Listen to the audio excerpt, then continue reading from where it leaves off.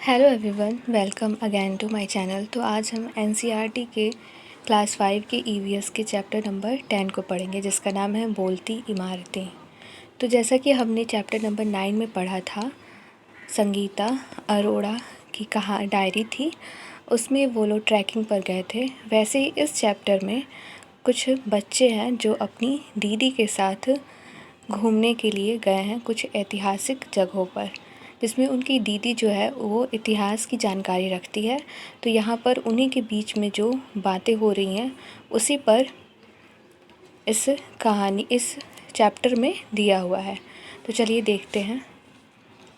पहुँचे गोलकोंडा, यहाँ पर गोलकोंडा के बारे में दिया है यहाँ पे, यानी कि यहाँ पर ये लोग गोलकोंडा गए हैं। आखिरकार आज हम दीदी के साथ चल ही पड़े गोलकोंडा के लिए। दीदी इतिहास पढ़ती हैं और हमें उनके साथ इमारतें देखने में बड़ा मज़ा आता है। अब देखिए, सैलजा है, वो बोलती है कि अरे बाप रे, कितना बड़ा दिखता है यह किला। श्रीधर बोलता है, और कितनी ऊंचाई पर है। कल्याणी बोलती है कि अरे यह दरवाज़ा भी तो देखो, कभी देखा है इतना लंबा चौड़ा गेट। सैलजा, बहुत भारी भी लगता है, पता नहीं कितने लोग मिलकर खोलते बंद करते होंगे इसे। फिर कल्याणी बोलती है कि गेट पर ये नुकीले लोहे के भाले जैसा क्या दिख रहे हैं, ये क्यों लगाए गए होंगे। सैलजा, इतनी मोटी मोटी दीवारें भी तो देखो। श्रीधर, कभी इतनी चौड़ी दीवार नहीं देखी कल्याणी, यह दीवार कहीं कहीं गोलाई में आगे की तरफ निकली हुई है। फिर दीदी बोलती हैं, यह बुर्ज है, देखो बुर्ज दीवार से ज़्यादा ऊंचे हैं। इस किले की बाहरी दीवार में 87 बुर्ज हैं, यानी 87 बुर्ज हैं। मोटी दरवाजे, लंबा चौड़ा गेट और इतने सारे बुर्ज। सुरक्षा के कितने कड़े इंतज़ाम हैं, यानी कि ये सारी चीज़ें सुरक्षा के लिए बनाई गई थी। क्या क्या चीज़ें हैं? तो बाहरी दीवार में लगे हुए 87 बुर्ज, मोटी दीवारें, लंबा चौड़ा गेट और इतने सारे बुर्ज, ये सब सुरक्षा के कड़े इंतज़ाम थे उस समय। अब ये देखो, यहाँ पे चित्र बनाया गया है। इस बड़े से गेट में यह छोटा दरवाज़ा क्यों बनाया गया है। फिर आते हैं दूसरे पेज पे हम। तो यहाँ पर कुछ प्रश्न दिए गए हैं सोचने के लिए। इतने सारे बुर्ज क्यों बनाए गए होंगे, बुर्ज में ये बड़े बड़े छेद क्यों बने होंगे, सीधी सपाट दीवार से झांकने में और एक ऊंचे बुर्ज से झांकने में क्या अंतर होगा। बुर्ज के पीछे खड़े हुए छेदों में से देखने वाले सिपाहियों को हमला करने में क्या मदद मिलती होगी। फिर आप ये देखो, ये बुर्ज है और यहाँ पर ये बुर्ज दिखाया गया है और ये यहाँ पे छेद है जो खिड़की की तरह छोटे छोटे दिख रहे हैं छेद। फिर किले में कितना कुछ। सैलजा कहती है कि क्या यह किला राजा ने अपने रहने के लिए बनवाया होगा, यह कितना पुराना होगा। कल्याणी, बाहर लिखा था कि सन 1518 से 1687 तक यहाँ कुतुब शाही सुल्तानों ने एक के बाद एक राज किया। तो ये सन आप देख लीजिएगा, ये इम्पॉर्टेंट है सीटेट के लिए। 1518 से लेके 1687 तक कुतुब शाही सुल्तानों ने एक के बाद एक यहाँ पर राज किया होगा। फिर है दीदी, हाँ, उससे भी पहले सन 1200 में यह किला मिट्टी का बना था और यहाँ दूसरे राजाओं का राज था। तो कब? सन 1200 में यह किला मिट्टी का बना था और यहाँ पर दूसरे राजाओं का राज था। 1518 से लेकर 1687 तक कुतुब शाही सुल्तानों ने एक के बाद एक राज किया और इसके पहले 1200 में मिट्टी का ये किला बना हुआ था और दूसरे राजा यहाँ पर राज करते थे। सैलजा, अरे इस बोर्ड पर किले का निशान है। श्रीधर, इस नक्शे में कितने सारे बाग और कारखाने दिख रहे हैं और देखो किले के अंदर कई सारे महल भी है। सैलजा, इसका मतलब तो यहाँ पर सुल्तान के अलावा भी बहुत से लोग रहते होंगे, किसान और कारखानों में काम करने वाले लोग भी तो रहते होंगे। कल्याणी फिर बोलती है, फिर यह तो पूरा शहर ही होता होगा। फिर यहाँ पर शिक्षकों के लिए शिक्षक संकेत दिया है जो कि इम्पॉर्टेंट है। बच्चों का ध्यान इस बात पर आकर्षित करें कि ऊंची गोल आकार की दीवार से चारों तरफ दूर दूर तक देखा जा सकता है। यानी कि ऊंची गोल आकार की दीवार से चारों तरफ देखा जा सकता है, यानी ऊंचाई पर चढ़ के और देखा जा सकता है चारों तरफ।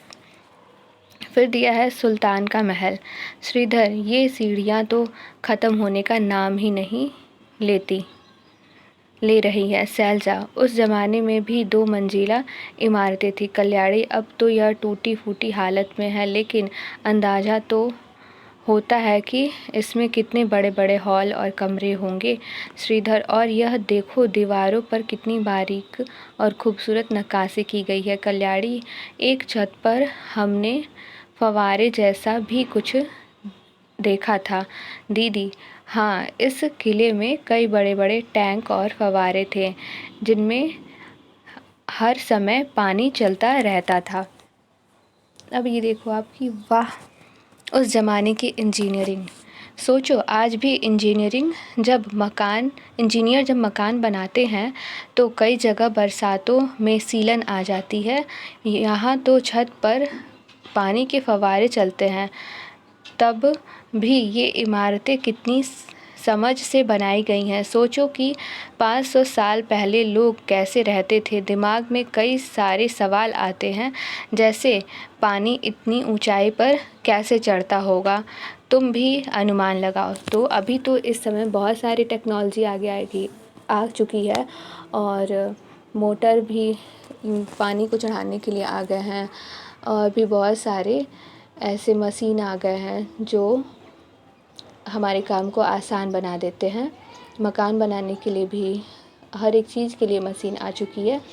तो उस समय ये सारी चीज़ें नहीं थी, टेक्नोलॉजी साइंस वो उस समय नहीं था, लेकिन फिर भी लोगों ने कितना दिमाग लगाकर यहाँ पर जो भी बिल्डिंग वगैरह बनाई है वो कितनी दिमाग से और कितनी बुद्धिमत्ता से बनाई गई है कि उस समय कैसे पानी चढ़ाया गया और कैसे छत पर फव्वारे बनाए गए। तब भी इतने उससे बनाया गया, फिर भी सीलन इतने सालों बाद आप देखते हैं तब भी वो इतने खूबसूरत और अच्छे दिखते हैं। फिर देखो आपकी, सोचो और चर्चा करो। फव्वारे कैसे चलते होंगे, हवा और रोशनी का क्या इंतज़ाम होता होगा। सामने के चित्र में दीवार पर की गई नक्काशी को ध्यान से देखो। इतनी सुंदर और बारीक नक्काशी करने में किन औजारों का इस्तेमाल होता होगा। हमारे देश में आज भी कई जगह बिजली नहीं है, पर जिन जगहों पर बिजली है, अगर वहाँ 1 हफ्ते तक बिजली न आए तो कौन कौन से कामों में मुश्किल होगी। अब ये देखिए, इसी नक्काशी की बात हो रही है कि कितनी बारीक और कितनी खूबसूरत नक्काशी की गई है।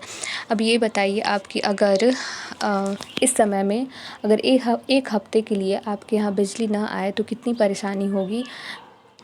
पढ़ने से लेकर के और घर के काम बहुत सारे हैं, जैसे कि कपड़े भी लोग अब वॉशिंग मशीन बिजली के ही हेल्प से धोते हैं।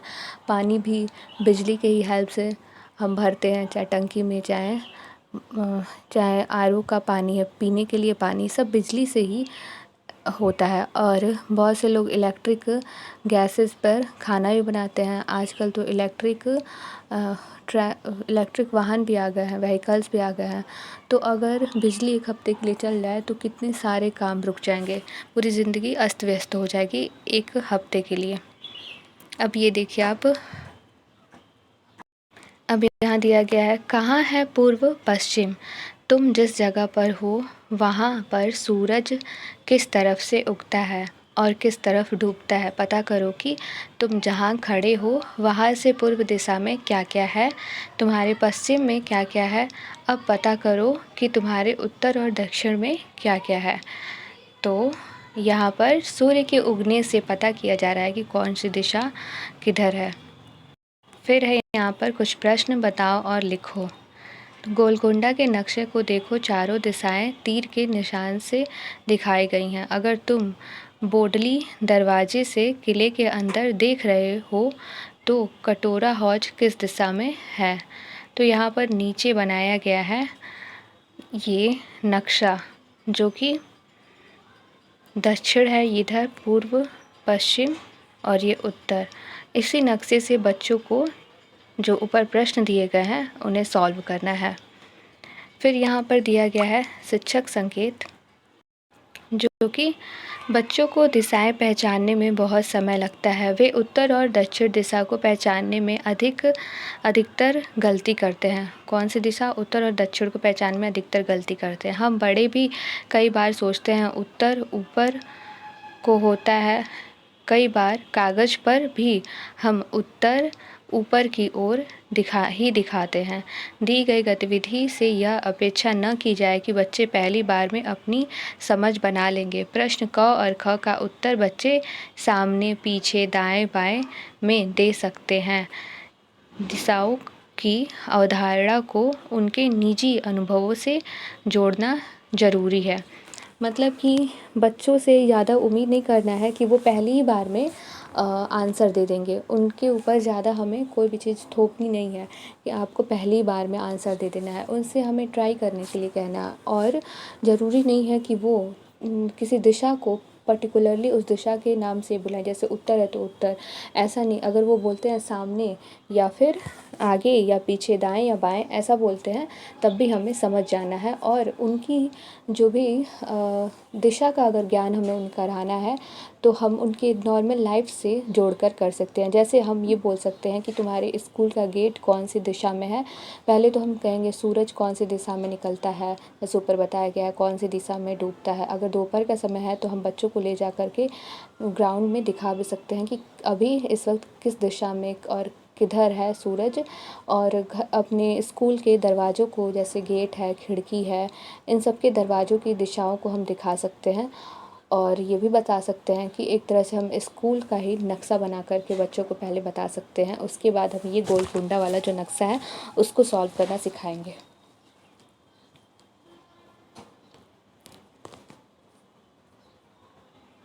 इसके बाद दिया है कि यह हमले क्यों। हम बातें कर ही रहे थे कि श्रीधर ने तोप दिखाने के लिए हमें आवाज़ दी। तोप को देखने की उत्सुकता में हम सब भी तेज़ी से वहाँ पहुँचे। सैलजा, यह तोप तो कुतुबशाही सुल्तान की ही होगी दीदी। तोप का इस्तेमाल औरंगजेब ने किया था। तो ये प्रश्न है कि तोप का इस्तेमाल किसने किया था? औरंगजेब ने किया था। जानते हो, औरंगजेब बादशाह की पूरी फौज बंदूकों और तोपों के साथ यहाँ हमला करने आई थी, पर वह किले में घुस ही नहीं पाई। उसकी पूरी सेना 8 महीनों तक बाहर ही बैठी रही। कब तक बाहर बैठी रही? 8 महीनों तक बाहर बैठी रही, किले के बाहर ही बैठी रही। सैलजा, दिल्ली से इतनी दूर यहाँ तक फौज तोपों के साथ क्यों आई होगी दीदी? बादशाह हो या राजा, सभी का यही खेल था, अपना राज फैला सके, छोटे छोटे राजाओं और सुल्तानों से अपना रिश्ता जोड़ सके और उन्हें अपने इलाके में शामिल कर सके। इसके लिए कभी तो दोस्ती और चापलूसी से काम चलाते थे, कभी परिवार में शादी कराकर या फिर हमला करके। तो यही सारी चीज़ें उस वक्त इतिहास में हम बच्चों को बता सकते हैं कि क्या होती थी। तो अपना साम्राज्य बढ़ाने के लिए राजा दोस्ती भी करते थे, दुश्मनी भी करते थे और रिश्ता भी बना लेते थे, यानी अपनी फैमिली के किसी पर्सन की शादी करा करके रिश्तेदार भी बन जाते थे। उससे वो दहेज में या फिर रिश्ते बनने के तौर पर एक दूसरे से गिफ्ट के तौर पर वो साम्राज्य या फिर वो राज्य ले लेते थे। और अगर दुश्मन बन जाएंगे तो हमला करके ले लेंगे, मित्र बनेंगे तो दोस्ती के तौर पे मांगेंगे। तो यही सारी चीज़ें होती थी उस समय। कल्याणी, इतनी तोपों और बंदूकों के साथ भी बादशाह की सेना अंदर क्यों नहीं घुस पाई?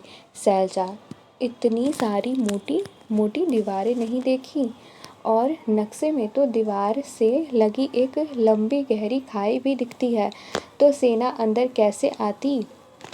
यानी कि यहाँ पर कल्याणी बोलती है कि तोप और बंदूक के साथ भी बादशाह की सेना अंदर क्यों नहीं घुस पाई?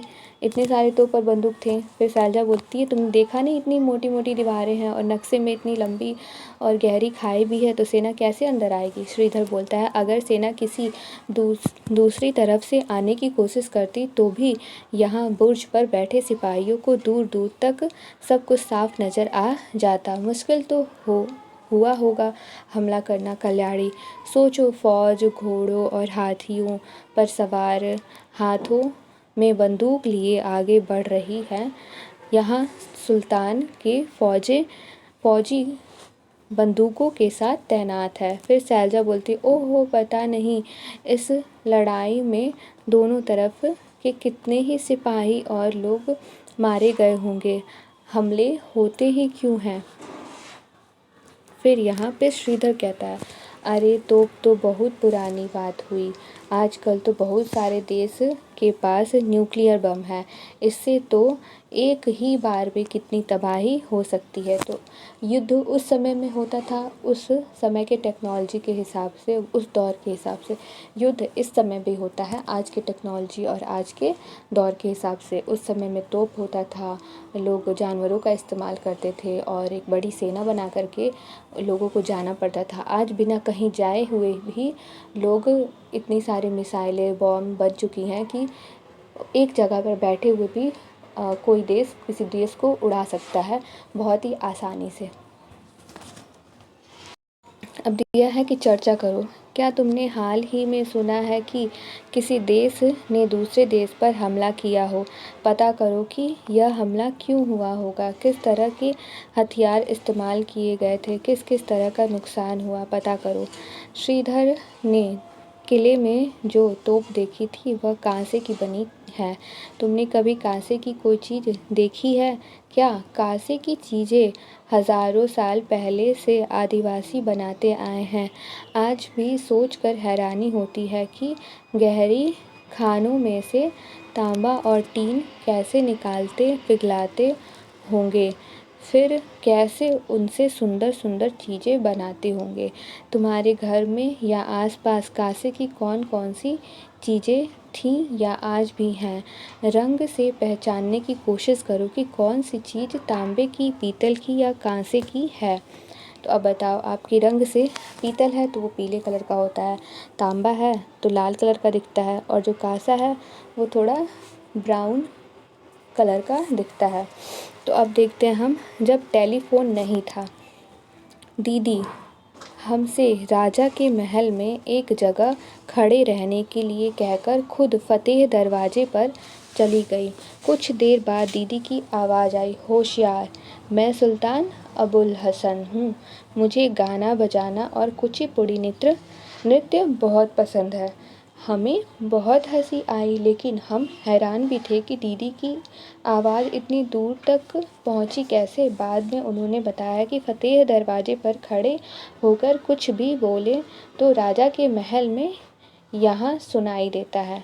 तो ये देखिए आप, जैसे कि आज के समय में माइक्रोफोन्स हैं और भी लाउड स्पीकर्स, ये सारी चीज़ें हैं, लेकिन उस समय में क्या होता था कि ऐसे दरवाजे बनाए जाते थे, ऐसी खिड़कियाँ बनाई जाती थीं, या ऐसा हॉल बनाया जाता था कि अगर कोई बोले तो उसकी आवाज़ जो है वो एक जगह से दूसरी जगह टकरा कर और बहुत ज़्यादा गूंज पैदा करके एक तेज़ आवाज़ निकले, या फिर दूर से भी वो बोले तो सुनाई दे। तो ऐसा था उस समय में। तो बच्चे भी हैरान हैं। और यहाँ पर जो है अबुल हसन के बारे में वो बताती हैं कि मुझे गाना बजाना और कुचिपुड़ी नृत्य बहुत पसंद है।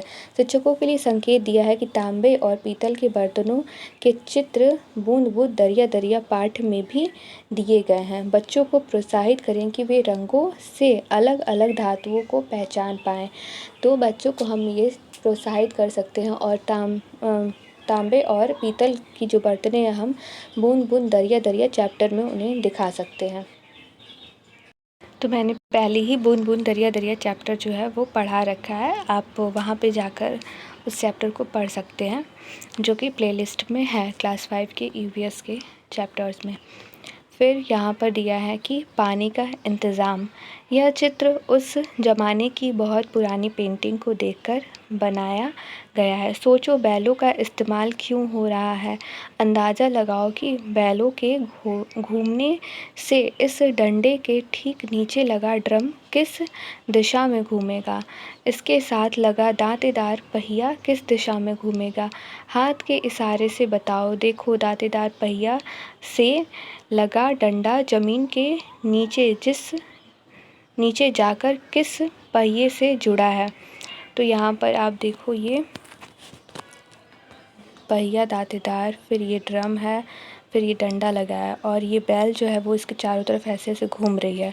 और जब ये घूम रही है तो ये जो यहाँ पर ये जो एक तरह से बहुत लंबा पहिया है उसमें बाल्टियाँ और डब्बे लगे हुए हैं जिसमें ये पानी भर के आता है और जब ऊपर आता है तो यहाँ पर इसमें ये स्टोर करने के लिए है, उसमें ये गिर जाता है और फिर चला जाता है नीचे। फिर जब ये बैल घूमती है तो फिर यहाँ से पानी इकट्ठा होता है, फिर यहाँ पर गिरता है। तो ऐसे यहाँ पर पानी निकाला जाता था। देखो दांतेदार पहिए से लगा डंडा ज़मीन के नीचे में जाकर किस पहिए से जुड़ा है और बैलों के घूमने से डिब्बों की माला पानी को कैसे ऊपर चढ़ाती है। अब क्या कुछ पता चला कि किस तरह पानी को कुएं से निकालकर टैंकों में भरा जाता होगा। आज भी हमें किले की दीवार में मिट्टी के पाइप दिखते हैं, इन्हीं के ज़रिए महल में जगह जगह पानी पहुंचाया जाता होगा। तो मिट्टी के यहाँ पर पाइप दिखते हैं जिसके ज़रिए जगह जगह पर महलों में पानी पहुंचाया जाता था। अब जैसे कि वहाँ पे टंकी दिया था और फव्वारे वगैरह दिए थे जो ऊपर छत पर बने हुए थे, तो वो कैसे जाते थे, तो इन्हीं यहाँ पर पाइपें बनी हुई हैं, इन्हीं मिट्टी के पाइपों से जाते थे। फिर यहाँ दिया है, तुमने इस तरह एक दूसरे से जुड़े पहियों का इस्तेमाल होते हुए और कहाँ देखा है, जैसे साइकिल में गियर या और कहीं। तो फिर ऐसे कुछ ही प्रश्न हैं जो इस जितना हमने अभी तक पढ़ा है उससे रिलेटेड है, तो ये प्रश्न पूछे जा सकते हैं बच्चों से। फिर हाल किया बेहाल क्यों। अब यहाँ पर दिया है कि कुछ जैसे हम बहुत सी जगह पर जाते हैं, चाहे मंदिरों में भी आप देख लो, आजकल तो पेड़ों पे, स्कूल में डेस्क पे या फिर बच्चे टॉयलेट में जाकर कुछ ना कुछ लिख देते हैं। वैसे ही यहाँ पर भी लोगों ने बहुत सारी चीज़ें लिख रखी हैं। आवाज़ें निकालते और उनकी गूंज सुनते हुए सभी इस मेहराब के नीचे से गुजर रहे थे। श्रीधर, पत्थरों के नीचे इस सुरंग जैसी जगह में बहुत ठंडी हवा आ रही है। शैलजा, लिखा हुआ था कि यहाँ फौजी रहते थे। अरे यह देखो, यह बोर्ड भी है, फिर भी इस दीवार का क्या हाल है। तो यहाँ पर ये बोर्ड लगा हुआ है, दीवार पर लिखना मना है और फिर भी लोगों ने इस दीवार पर लिख दिया है। शैलजा, ओहो, मैं तो सोच कर ही सिहर जाती हूँ कि इस दीवार ने सैकड़ों सालों से क्या क्या नज़ारे देखे होंगे, कितने ही सुल्तान और उनकी बेगम, हाथी, घोड़े और ना जाने क्या क्या, पर हम लोगों ने कुछ ही सालों में इसका क्या हाल कर दिया है। कल्याणी, पता नहीं लोग इन दीवारों को अपने नाम लिख लिख कर गंदा क्यों कर देते हैं। आंखें बंद करके पहुँचो उस ज़माने में। मान लो कि तुम उसी समय में हो जब गोलकोंडा में पूरा का पूरा शहर बसा था। अब इन सवालों के बारे में सोचो और अपनी क्लास में बताओ। चाहो तो ग्रुप में नाटक भी कर सकते हो, तो चाहो तो बच्चों से हम ग्रुप में नाटक भी करवा सकते हैं। अब यहाँ पे कुछ प्रश्न दिए गए हैं कि सुल्तान अपने महल में क्या कर रहे हैं, उनके कपड़े कैसे हैं, उनके सामने कौन कौन से पकवान पेश हो रहे हैं, लेकिन बेचारे हैं कि किन फ़िक्रों में और हाँ किस भाषा में बातचीत कर रहे हैं। तो बच्चों को एक इमेजिनेशन करके गोलकोंडा में के बारे में कि वहाँ पर कैसे लोग रहते थे, वैसा इमेजिनेशन करके एक नाटक प्रस्तुत करवा सकते हैं हम। अब ये देखिए कि शिक्षक संकेत, इस गतिविधि के ज़रिए बच्चों को यह सोचने के लिए प्रोत्साहित करें कि उस समय के रहन सहन, व्यवसाय, खान पान आदि कैसे रहे होंगे। इन विचारों को वे अलग अलग तरीक़ों से व्यक्त कर सकते हैं, जैसे अभिनय करके, चित्र बनाकर, कहानी बनाकर या किसी और तरीके से।